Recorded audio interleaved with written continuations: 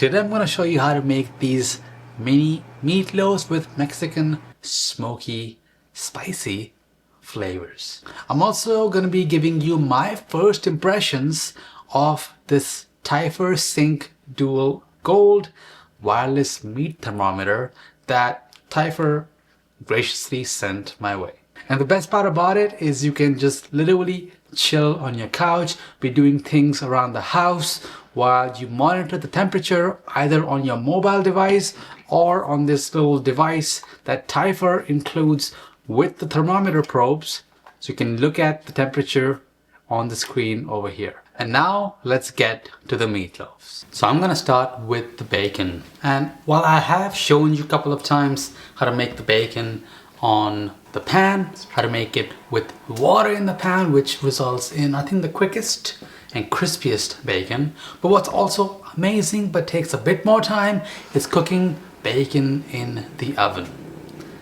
Just lay it on a baking sheet with some parchment, pop it in an oven at 400 degrees and just let that crispen up. I only ended up flipping this once, and just look at how nice and crisp this turned out.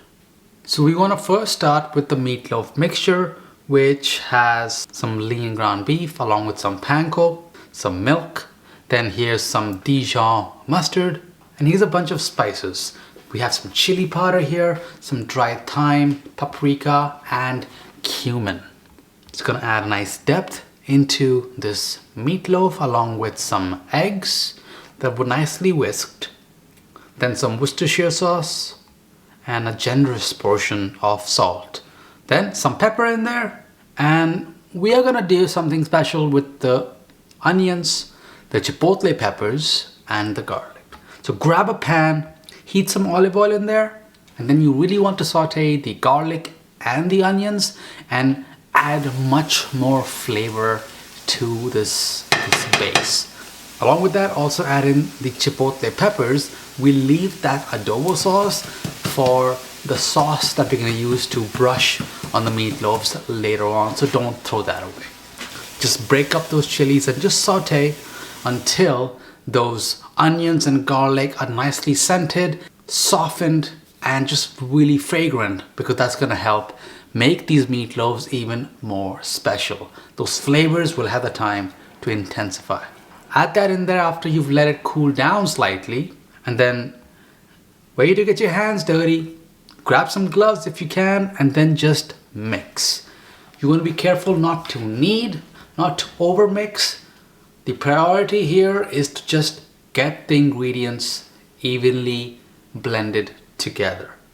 As soon as you get that, stop mixing, because the more you manipulate the meat, the more you affect the texture, the density, the lightness of the final product. We want this to be nice, light, and almost melting in your mouth. Now for the mini meatloaves, I'll divide this up into 4 portions, and you just want to lightly form these into loaves. I'm just going to use a nice oval shape, and you want to be careful not to, again, play with the meat too much. Just as little touch as you can to get the right shape. And then here's the ingredients to make the sauce, because we need to glaze it before it bakes and then glaze it when it's almost done baking. Some brown sugar, some ketchup, and that adobo sauce we had left over from earlier. Just give it all a really good mix. Grab a pastry brush and then put half of the sauce on the top. Then brush it evenly. And here's where I decided to make use of the Typher Sync Gold thermometers. And we'll get to what ended up happening, why it did not end up being as useful as I thought, but I'll talk more about that when we get closer to it. For now, I put the probe in beyond that black line on the probe, popped it in the oven on the middle rack, and then set the cook temperature to reach 160 Fahrenheit. Now when there was about 15 minutes remaining, I took the meat out and then did the final glaze up. It goes back in the oven so that it can get finished cooking. And here's where I ran into the issue, because I could feel that the meat was done.